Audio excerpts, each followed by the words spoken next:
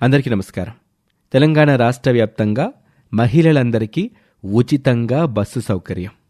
అయితే తెలంగాణలో ఉంటున్నటువంటి ఆంధ్ర మహిళలకి ఈ సదుపాయం వర్తిస్తుందా? ఎందుకంటే హైదరాబాద్ లాంటి నగరాల్లో చాలామంది ఆంధ్ర నుంచి లేదా ఇతర రాష్ట్రాల నుంచి పనిచేస్తున్న మహిళలు ఎంతోమంది ఉంటారు. అక్కడ వాళ్ళు కూడా తెలంగాణ రాష్ట్ర మహిళల్లాగానే బస్సుల్లో ప్రయాణం చేస్తూ ఉంటారు. మరి తాజాగా రాష్ట్ర ప్రభుత్వం తీసుకొచ్చిన ఈ ఉచిత బస్సు సౌకర్యం కేవలం తెలంగాణ రాష్ట్ర మహిళలకేనా? ఆంధ్ర రాష్ట్ర మహిళలకి ఇది వర్తిస్తుందా, వర్తించదా? తెలంగాణ రాష్ట్ర ప్రభుత్వం తీసుకొచ్చిన ఈ మహిళలకి ఉచిత బస్సు సౌకర్యం గురించి పూర్తి వివరాలు ఈ వీడియోలో మీకు తెలియచేయటం జరుగుతుంది. ఇప్పటి వరకు మీరు మా ఛానల్ని సబ్స్క్రైబ్ చేసుకోకపోతే వెంటనే సబ్స్క్రైబ్ చేసుకోండి. సబ్స్క్రిప్షన్తో పాటు ఆ పక్కనే ఉన్న బెల్ ఐకాన్ని క్లిక్ చేయటం వల్ల మేము అప్లోడ్ చేసే ప్రతి వీడియో మీకు నోటిఫికేషన్ రూపంలో వస్తుంది. ఏమాత్రం ఆలస్యం చేయకుండా వీడియోలోకి వెళ్దాం. తాజాగా తెలంగాణ రాష్ట్రంలో ఎన్నికలు జరిగాయి. కాంగ్రెస్ పార్టీ బీఆర్ఎస్ పార్టీని ఓడించి అధికారంలోకి వచ్చింది. ముఖ్యమంత్రిగా రేవంత్ రెడ్డి గారు ప్రమాణ స్వీకారము చేశారు. అయితే కాంగ్రెస్ పార్టీ ఎన్నికల్లో ప్రచారం చేసినప్పుడు ఒక 6 గ్యారంటీలని మేము అధికారంలోకి వస్తే తప్పకుండా అమలు చేస్తామని వారు ప్రకటించటం జరిగింది. అయితే చాలామంది ఈ 6 గ్యారంటీలని అమలు చేయటం ఎంతో కష్టం, దీనికి కొన్ని వేల కోట్ల రూపాయలు అవసరమవుతుంది, ఇది కాంగ్రెస్ ప్రభుత్వం చెప్పినంత ఈజీ కాదు, దీనికి అనేక సవాళ్లు ఉంటాయని చెప్పినప్పటికీ కూడా తెలంగాణ రాష్ట్ర వ్యాప్తంగా ప్రజలు కాంగ్రెస్ పార్టీకి పట్టం కట్టారు. అయితే కాంగ్రెస్ పార్టీ ప్రకటించిన ఆ 6 గ్యారంటీలని ఎప్పుడెప్పుడు అమలు చేస్తారని ఇప్పుడు తెలంగాణ రాష్ట్ర ప్రజానికం అంతా ఎదురుచూస్తున్నారు.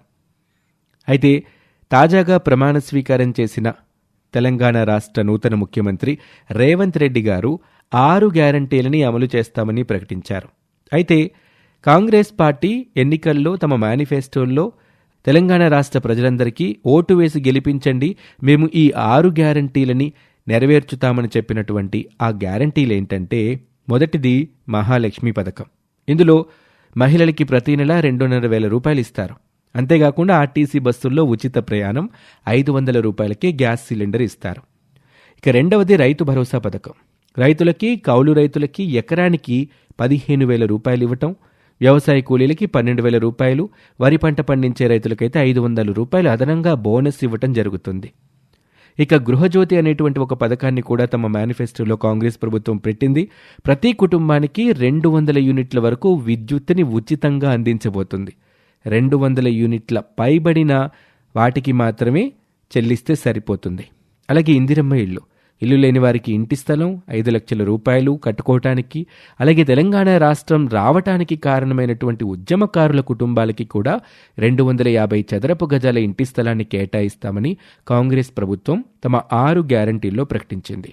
అలాగే యువ వికాసం అనేటువంటి పథకం ద్వారా విద్యార్థులకి 5 లక్షల రూపాయల విద్యా భరోసా కార్డు అందిస్తామని, ప్రతి మండలంలో తెలంగాణ ఇంటర్నేషనల్ స్కూల్ని ఏర్పాటు చేస్తామని చెప్పారు. అలాగే చేయూత అనేటువంటి పథకం ద్వారా నెలవారీ పెన్షన్ 4,000 రూపాయలు చేస్తామని, రాజీవ్ ఆరోగ్యశ్రీ బీమా కింద 10 లక్షల రూపాయలకి పెంచుతామని చెప్పారు.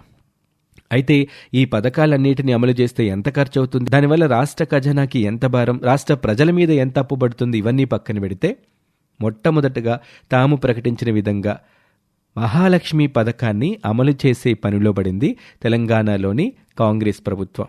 ముఖ్యంగా ఆర్టీసీ బస్సుల్లో మహిళలందరికీ ఉచిత ప్రయాణాన్ని ప్రకటించటమే కాదు, ఇప్పుడు ఈ పథకాన్ని అమలు చేయటం ప్రారంభించింది. డిసెంబర్ 9వ తేదీ నుంచి ఈ పథకం అమల్లోకి వచ్చింది. ఆర్టీసీ అధికారులైతే ఈ పథకాన్ని అమలు చేయటం వల్ల కొన్ని కోట్ల రూపాయలు నష్టం వస్తుందని చెప్తున్నప్పటికీ హైదరాబాద్ లాంటి నగరాల్లో ట్రాఫిక్ లాంటి సమస్యలు తగ్గుతాయని, అలాగే దీని ద్వారా యాక్సిడెంట్ల సంఖ్య కూడా తగ్గుతుందని చెప్పడం జరిగింది. అయితే ఈ పథకానికి తెలంగాణ రాష్ట్ర వ్యాప్తంగా మంచి ఆదరణ లభిస్తుంది. ప్రస్తుతానికి పల్లె వెలుగు, ఎక్స్ప్రెస్ బస్సుల్లో ఉచితంగా ప్రయాణాన్ని తెలంగాణ రాష్ట్ర ప్రభుత్వం అందిస్తుంది. ఏదైనా ఒక గుర్తింపు కార్డు చూపిస్తే ఆర్టీసీ బస్సులో ఎక్కడి నుంచి ఎక్కడి వరకైనా సరే ఉచితంగా ప్రయాణం చేయొచ్చు. అయితే మొదట వారం రోజుల పాటు బస్సు ఎక్కుతున్నటువంటి ఆడపడుచుల దగ్గర ఏ ఐడెంటిటీ కార్డు తీసుకోకండి, ఎక్కిన ప్రతి ఒక్కరిని తమ గమ్యస్థానానికి చేర్చండి అని అధికారులు తెలియచేసినట్టు కొంతమంది ఆర్టీసీ ఉద్యోగులు వెల్లడించారు. అయితే ఆర్టీసీ బస్సుల్లో ఉచితంగా ప్రయాణించాలంటే మాత్రం తాము తెలంగాణ రాష్ట్రానికి సంబంధించిన వ్యక్తులమే అనేటువంటి నిరూపణ చేసే ఏదైనా ఒక గుర్తింపు కార్డు ఖచ్చితంగా తమతో పాటు క్యారీ చేయాల్సిందే. ఆధార్ కార్డ్ కానీ, రేషన్ కార్డు కానీ, ఓటర్ ఐడి కానీ, లైసెన్స్ కానీ ఏదైనా కూడా తమతో పాటు తీసుకువెళ్తేనే ఉచిత బస్సు ప్రయాణం అనేది ఆడవారికి అందుబాటులో ఉంటుంది. అలాగే తెలంగాణ రాష్ట్రం సరిహద్దుల వరకు మాత్రమే ఈ అవకాశం ఉంటుంది. తెలంగాణ రాష్ట్రాన్ని దాటి వేరే రాష్ట్రంలో ప్రయాణం చేసినా, వేరే రాష్ట్రానికి సంబంధించిన ఆర్టీసీ బస్సులో ప్రయాణం చేయాలన్నా ఈ ఉచిత బస్సు ప్రయాణ సౌకర్యం వర్తించదు. ఉదాహరణకి హైదరాబాద్ నుంచి విజయవాడ వెళ్ళాలి అనుకునేటువంటి తెలంగాణ మహిళలు ఎవరైనా ఉంటే వారికి తెలంగాణ బార్డర్ వరకు, అంటే విజయవాడ వచ్చేటప్పుడు సూర్యాపేట, కోదాడ వరకు కూడా తెలంగాణ ప్రాంతమే ఉంటుంది. సో అక్కడి వరకు కూడా తెలంగాణ కిందకే వస్తుంది కాబట్టి వారికి అక్కడి వరకు ఉచిత ప్రయాణం ఉంటుంది. ఆ తర్వాత నుంచి విజయవాడ వరకు ఎన్ని కిలోమీటర్ల ప్రయాణం అయితే చేస్తారో అంతవరకు పే చేస్తే సరిపోతుంది. తిరిగి వెళ్ళేటప్పుడు కూడా అంతే, తెలంగాణ రాష్ట్రంలోకి ఎంటర్ అయ్యే వరకు టికెట్ తీసుకుని ఆ తర్వాత నుంచి వారు ఉచితంగా ప్రయాణం చేయొచ్చు. ప్రతినిత్యం ఆఫీసులు లేదా ఉద్యోగాల కోసం వెళ్లేటువంటి నిరుపేద మధ్యతరగతి మహిళలకి ఈ పథకం బాగా కలిసి రాబోతుంది. సాధారణంగా చాలామంది తమ జీతంలో 10-15% యొక్క డబ్బుని కేవలం ప్రయాణానికే ఉపయోగిస్తూ ఉంటారు. ఆ డబ్బు ఇప్పుడు ఖచ్చితంగా ఆదా అవుతుంది.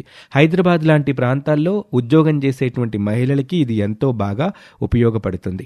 అయితే హైదరాబాద్ లాంటి రాష్ట్రంలో ఆంధ్రప్రదేశ్కి చెందినటువంటి చాలామంది మహిళలు, యువతులు పనిచేస్తూ ఉంటారు. ఇది అందరికీ తెలిసినటువంటి విషయమే. ఇక్కడి నుంచి అక్కడికి వెళ్ళి అక్కడ పనిచేసేటువంటి మహిళలు చాలామంది ఉంటారు. అయితే మహిళలందరికీ ఇచ్చేటువంటి ఈ సదుపాయం పక్క రాష్ట్రాల నుంచి వచ్చి ఇక్కడ పని చేసుకుంటున్న వాళ్ళకు కూడా కల్పిస్తే బాగుంటుందని ఎంతోమంది అడుగుతున్నారు. కానీ తెలంగాణ రాష్ట్ర ప్రభుత్వం ప్రస్తుతానికి ఇది తెలంగాణ రాష్ట్ర మహిళలకు మాత్రమే అందిస్తున్నారు. మిగతా రాష్ట్రాలకి సంబంధించిన వాళ్ళు ఖచ్చితంగా డబ్బులు పే చేసే ప్రయాణం చేయాల్సి ఉంటుంది. ఏదేమైనా కూడా తెలంగాణ రాష్ట్ర ప్రభుత్వం తాజాగా తీసుకొచ్చిన ఈ ఉచిత బస్సు ప్రయాణం రాష్ట్రంలోని మహిళలందరికీ ఎంతగానో ఉపయోగపడబోతుంది. ఆర్టీసీకి నష్టాలు వాటిల్లినా, దాని ద్వారా ప్రభుత్వానికి కొంత భారం పడినా కూడా అనేక మంది మహిళలకి ఈ పథకం ఎంతగానో ఉపయోగపడబోతుంది. అయితే చాలామంది కోరుకుంటున్నటువంటి విషయం ఏంటంటే, హైదరాబాద్ లాంటి చోట అనేక ప్రాంతాల నుంచి వచ్చేటువంటి మహిళలు అక్కడ ఉద్యోగం చేస్తూ ఉంటారు కాబట్టి వాళ్ళు కూడా ప్రత్యక్షంగా పరోక్షంగా తెలంగాణ రాష్ట్ర అభివృద్ధికి ఎంతో కొంత దోహదపడతారు కాబట్టి పన్నుల రూపంలో వారికి కూడా ఈ సదుపాయాన్ని కల్పించాలని అనేక మంది కోరుతున్నారు. రాష్ట్రంలో ఉన్నటువంటి మహిళలందరికీ కనీసం హైదరాబాద్ లాంటి ప్రాంతంలో పనిచేస్తున్నటువంటి ప్రతి ఒక్కరికి కూడా ఈ ఉచిత బస్సు సౌకర్యం ఇవ్వాలని ప్రతి ఒక్కరు కోరుకుంటున్నారు. మనం అదే కోరుకుందాం. ఎందుకంటే తెలంగాణ ప్రభుత్వం గనక కేవలం తెలంగాణ రాష్ట్ర స్థానికత ఉన్న మహిళలకి మాత్రమే కాకుండా హైదరాబాద్ లాంటి చోట్ల ఉన్న ప్రతి ఒక్కరికి అవకాశాన్ని కల్పిస్తే చాలా మందికి ఇది మేలు చేకూరుస్తుంది. అయితే ఈ పథకం మీకే విధంగా అనిపించింది? ఈ పథకం మిగతా రాష్ట్రాల్లో కూడా వస్తే బాగుంటుందంటారా? దీని మీద మీ అభిప్రాయాన్ని కామెంట్ రూపంలో చెప్పండి. మరొక ఆసక్తికర వీడియోలో మళ్ళీ కలుద్దాం. అంతవరకు సెలవు, నమస్తే.